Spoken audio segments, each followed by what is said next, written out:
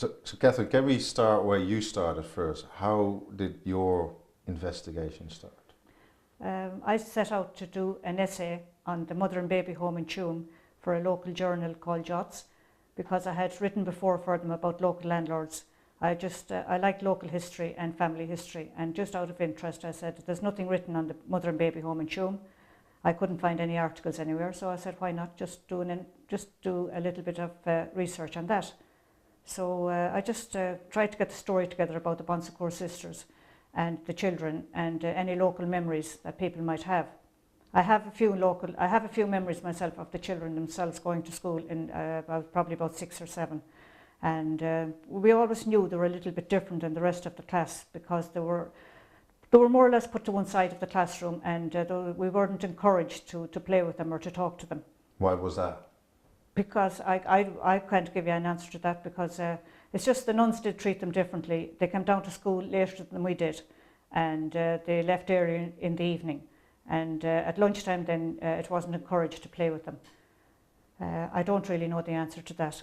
It just seemed to be the procedure at the time.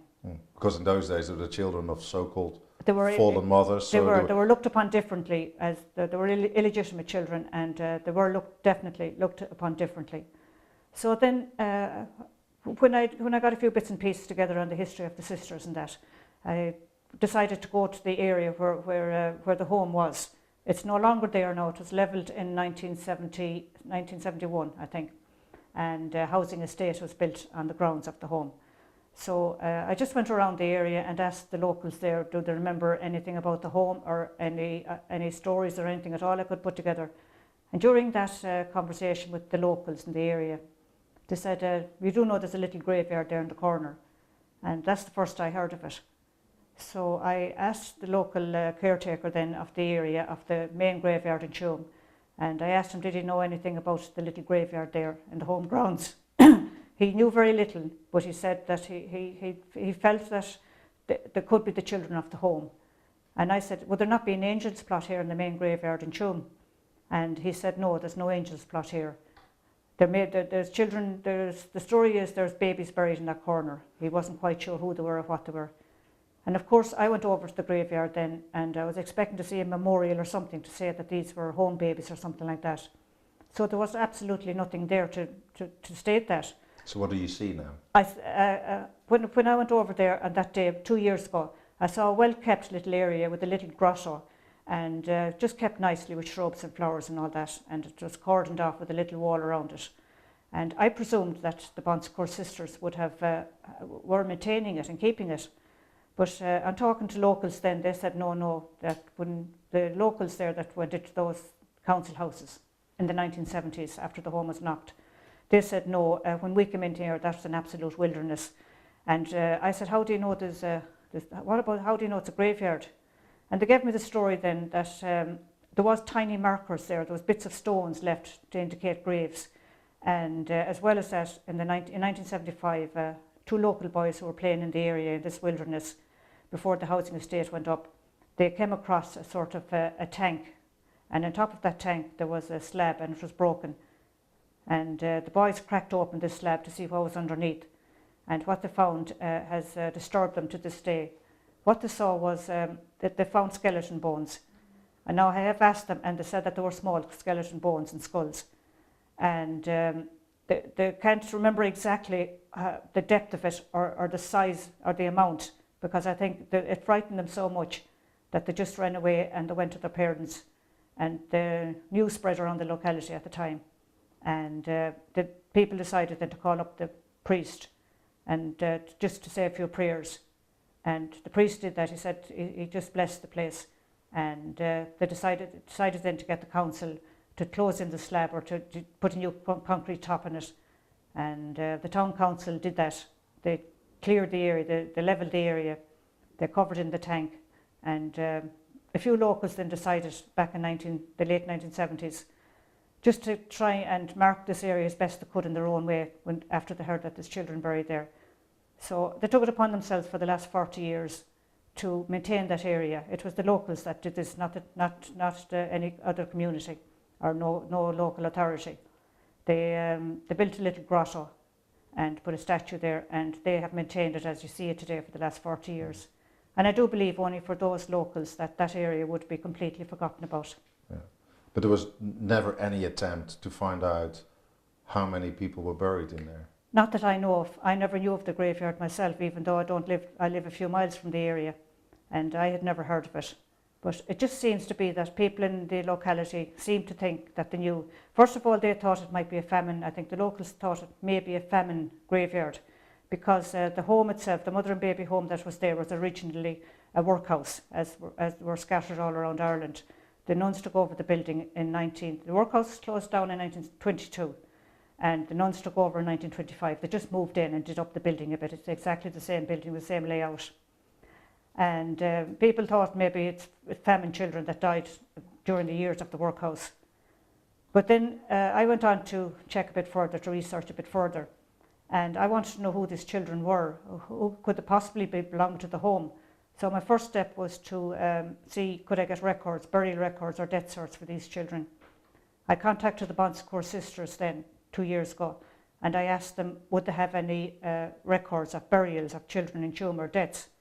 And they had nothing. They said they handed everything over to first of all to the County Council in Galway.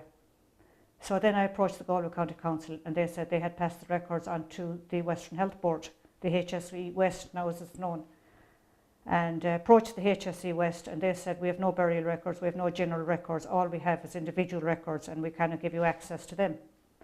So then I just got the idea. I said, gosh, I'll try the births, deaths, marriages in Galway, the registration office, and approached them, and they said, yes, we have the death certs we have death certificates for all people who died in the Tuam area and all County Galway.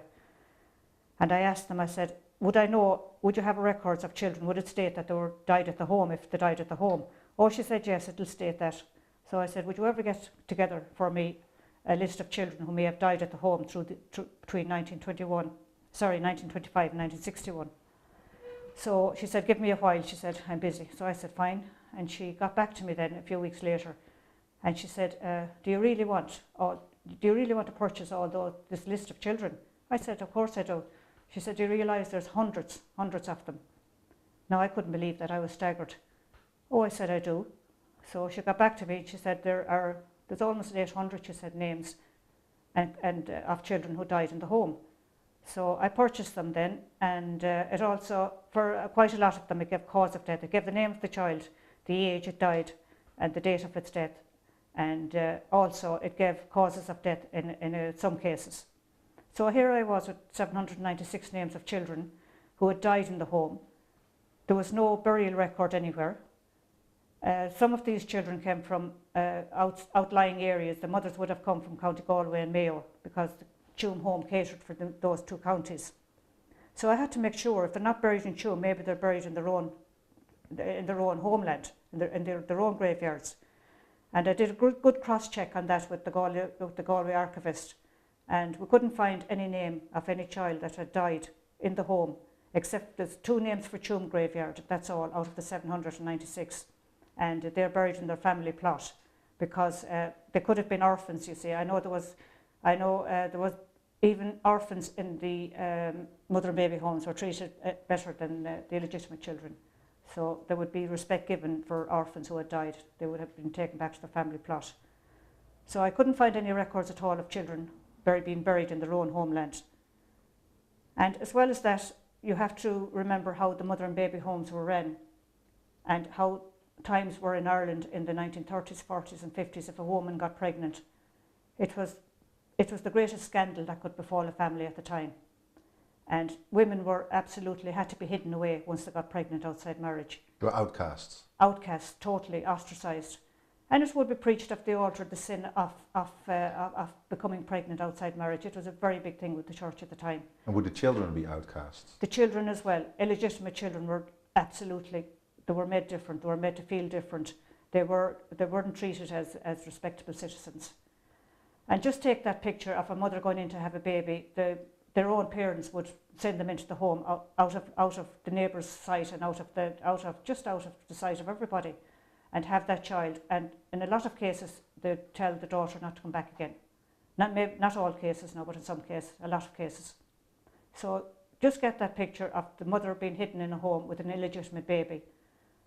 It's hard to imagine that the parents who wouldn't allow an illegitimate child back into the house, a live child, it wouldn't add up. It wouldn't stand to reason that they would take back the body of a dead illegitimate child to be buried in their own family plot. It wouldn't add up.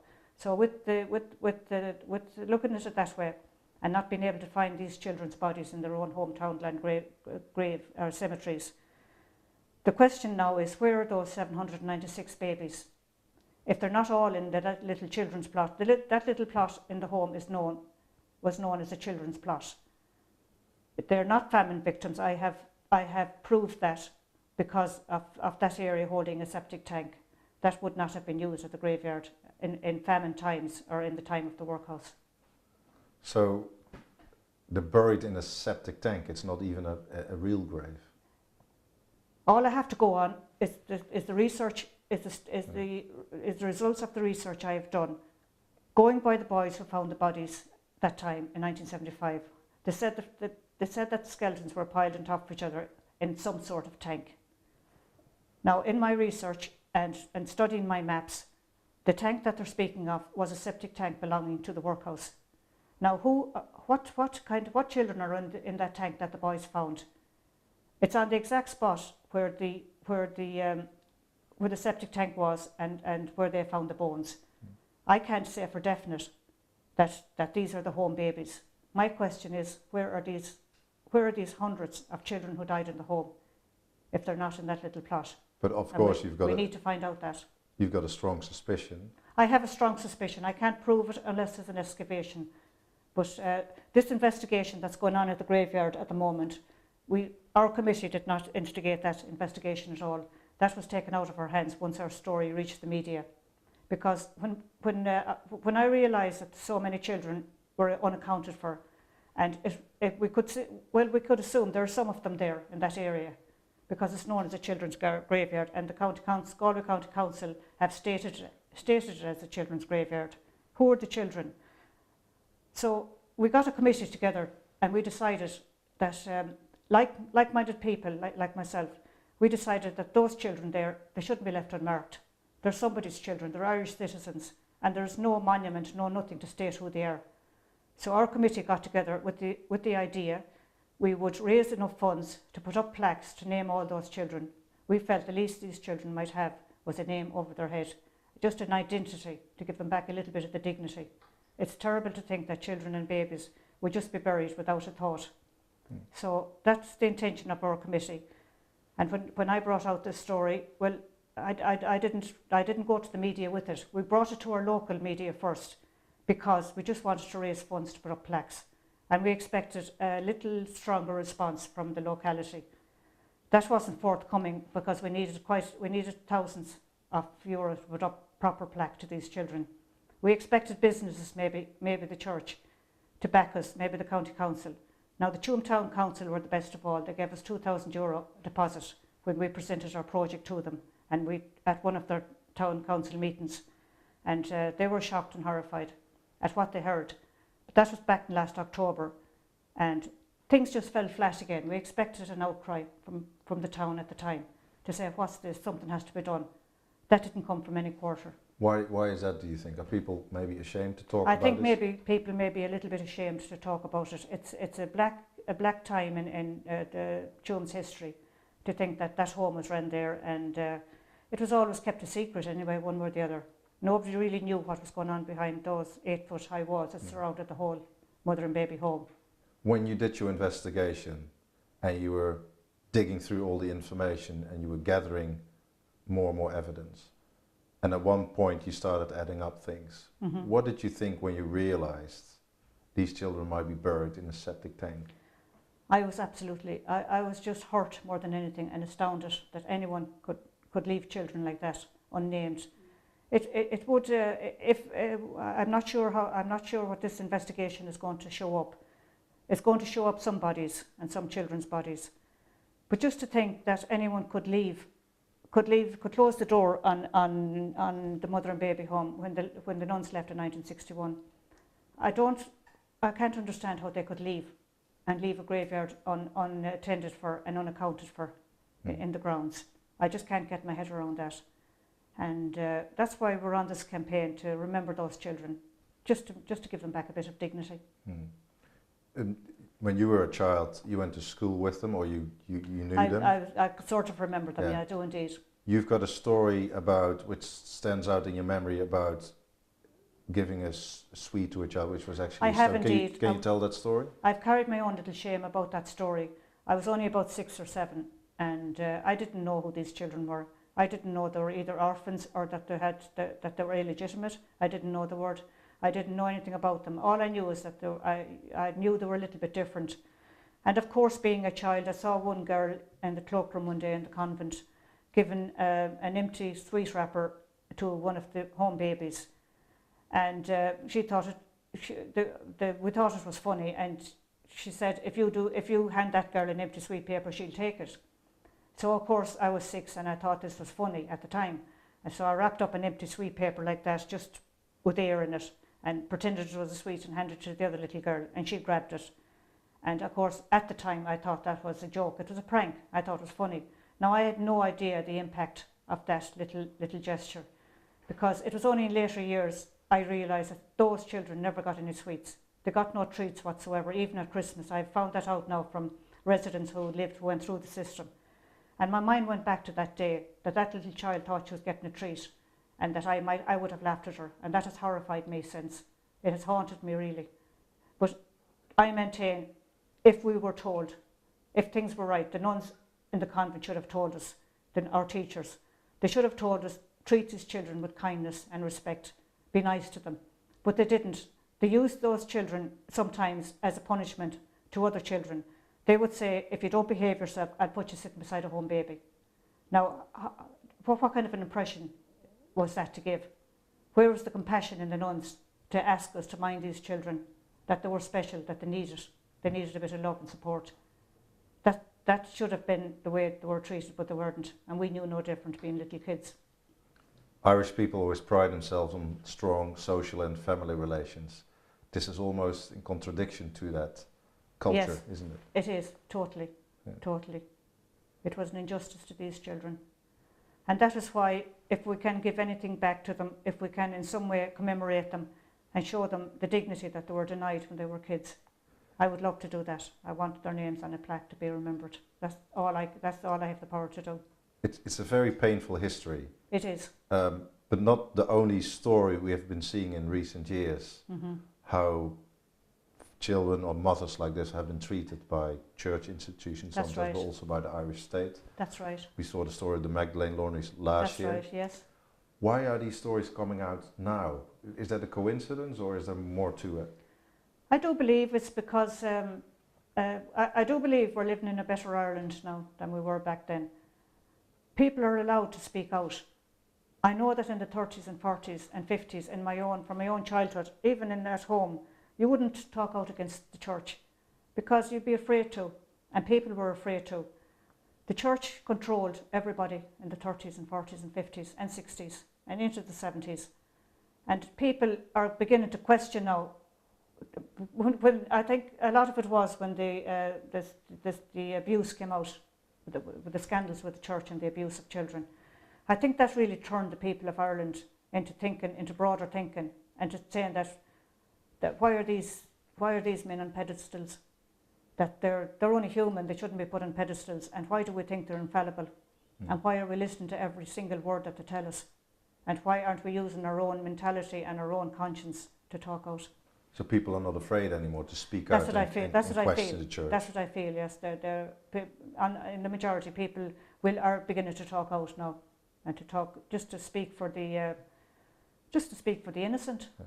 So in that sense, Ireland is changing. I do believe it is, and I do maintain that we're living in a better time. Yeah. The freedom of speech. So first of all, you've got a few old maps. What do they show, and why did you need them for your investigation? I needed to see first of all, to see were these children from the famine, or the famine victims that are buried there. And I started looking at old maps. I found this map for 1925 when the children's home was opened. And on that map, you can see it shows the area of the septic tank. It's actually printed on the map as a septic tank. So I started studying the maps of today to see where this septic tank lay. And on today's map, I found that the tank lies exactly where the children's burial ground is. The tank that was belonging to the home is exactly where you see the children's graveyard today. That was the start of my investigation into the maps. And that was to prove there was a septic tank, as it was rumoured. Approved, yes. It was proved then that was a septic tank.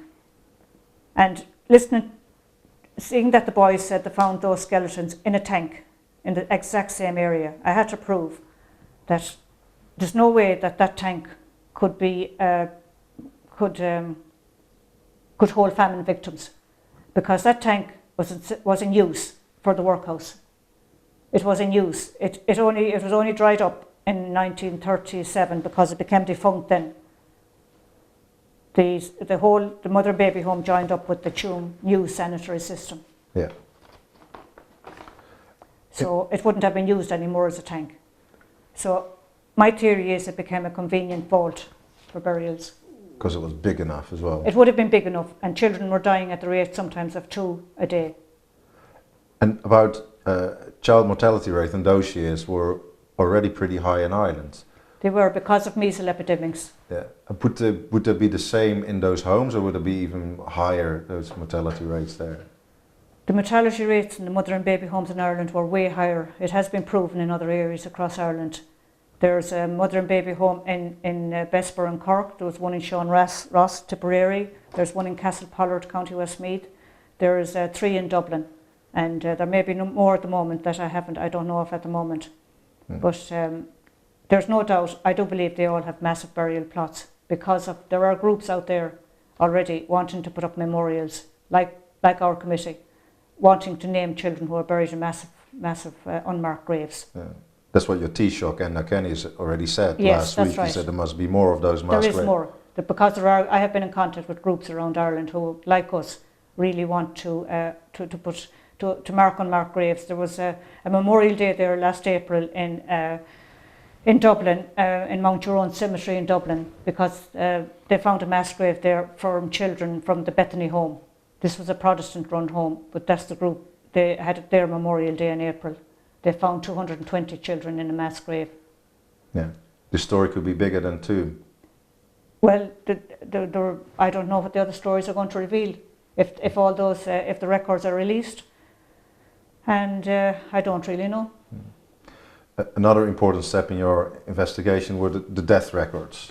That's right. What did they show? This is a sample of the death records that I got from the births, deaths, marriages in Galway. It shows the name of the child. This is 1925-26. It shows the name of the child. It shows the date of death. Their age goes from 5 months, 3 months, 6 months, 4 weeks. There's actually one 6.5 years died from measles. And where are those little bodies? And the cause of death went from measles, gastroenteritis, meningitis. There was one for laryngitis, which doesn't add up. There are some abscesses up the scalp, abscesses on body. There's a variety. Whooping cough as well would have been a killer at the time as well. So there are death records there that can be checked out, that can be investigated.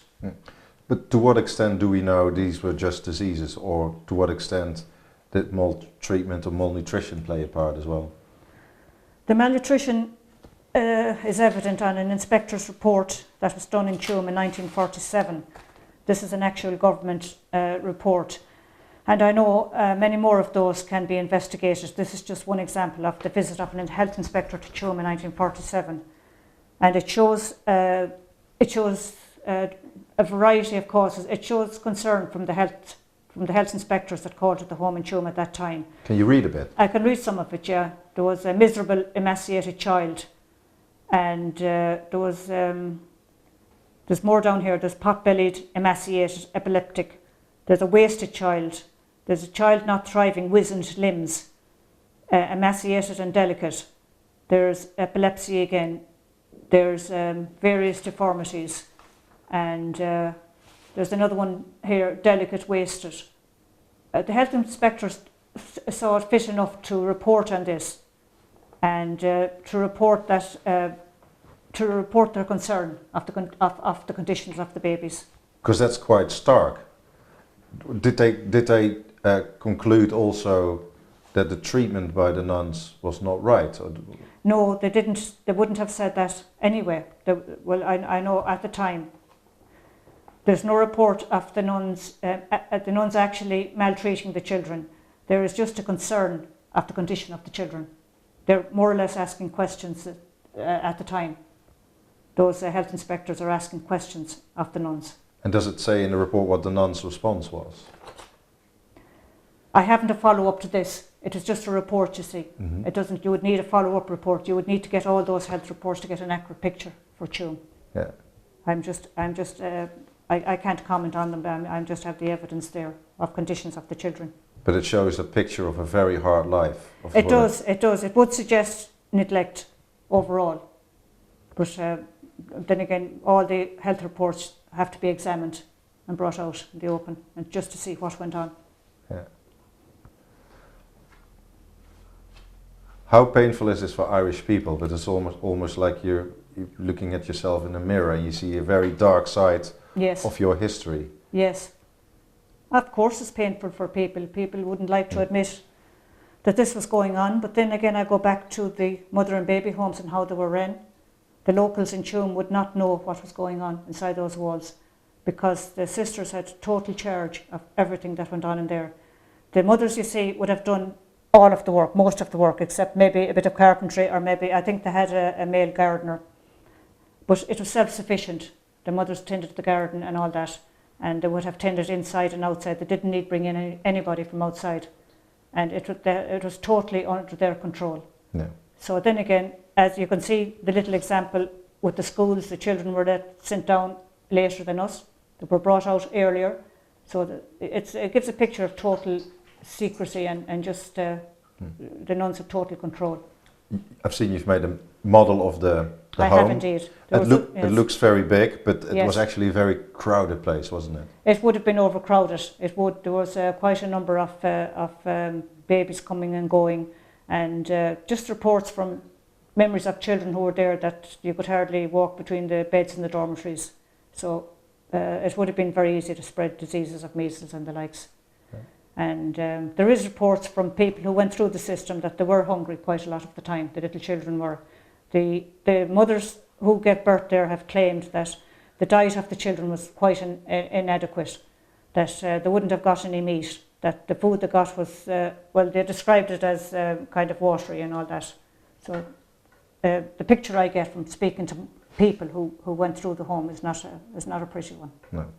This is years ago. This is Yes. almost half a century ago. Yes. But it's still, in a sense, quite raw. I feel. Very raw. Of Yeah. course it is. Yeah. Of course it is. What's your main aim now? What would you like to happen?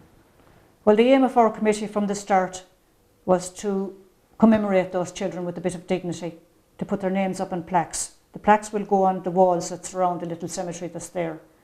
Just to have a memorial there. We would hope to, the second part of the project, to turn it into a little memorial garden, so that people who have relatives that they can't find a place to go to and to say a prayer over these little babies.